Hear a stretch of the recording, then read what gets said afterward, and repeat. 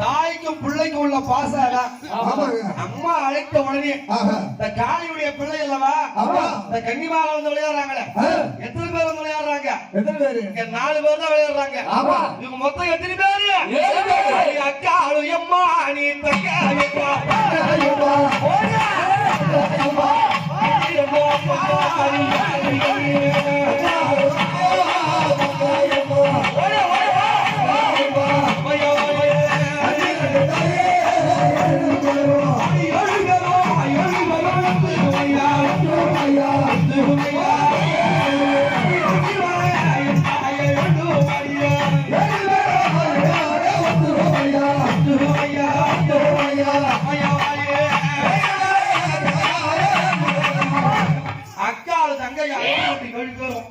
நீ கொஞ்சம் இடம் விட்டுட்டீங்கன்னா அதனால பொறுமையா ஆடும். இந்த 7 கன்னிமார்களும் ஒத்துமையாக உறவாக விளையாடி இன்னைக்கு மகா மாரியம்மன், ஆதி பராசக்தி, அங்காள பரமேஸ்வரி, இதோ கன்னிகா பரமேஸ்வரி, காளிகா தேவி எதிர்ப்பிடாரி எத்தனை தெய்வங்களை விளையாட அந்த அம்மா எப்படி விடுறாங்க? அம்மா நாடி சாதாரணமா இருந்தாங்களா? இந்த கன்னியாயி அந்த பூமரத்தை வந்த உடனே எப்படி ஆடுறாங்க? சரி கொடுங்க கன்னி அம்மா சங்கரியா சங்கரியா ஆடி வர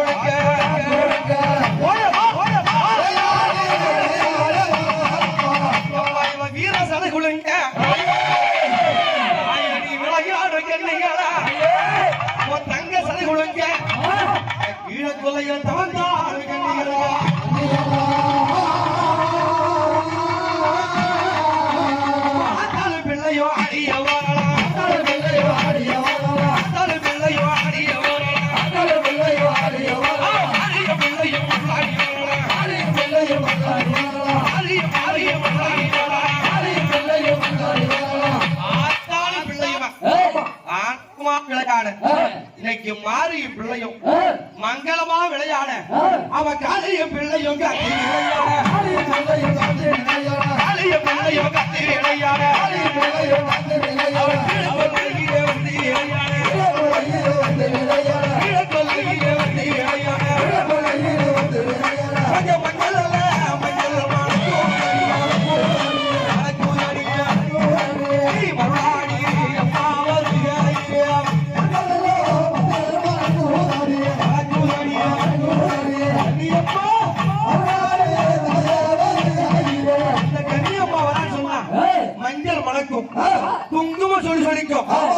மஞ்சளுக்கு சொந்தக்காரி.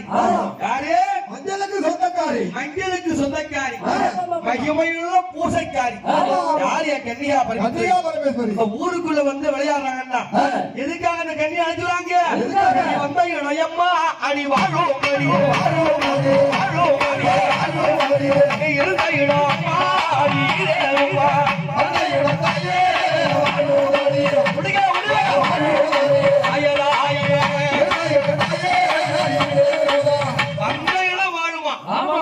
இருந்த இடம் ஈடேறுமா? கண்ணி வந்த சீமையிலே ஒரு கஷ்டம் வந்து நேராதம்மா. தாயார் வந்த சீமையிலே ஒரு தவிப்பு வந்து நேராதம்மா.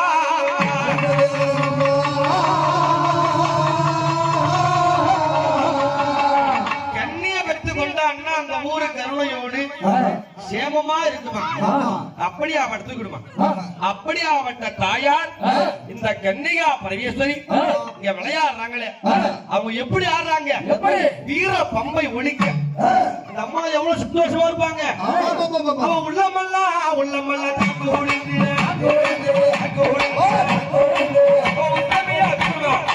ஆடி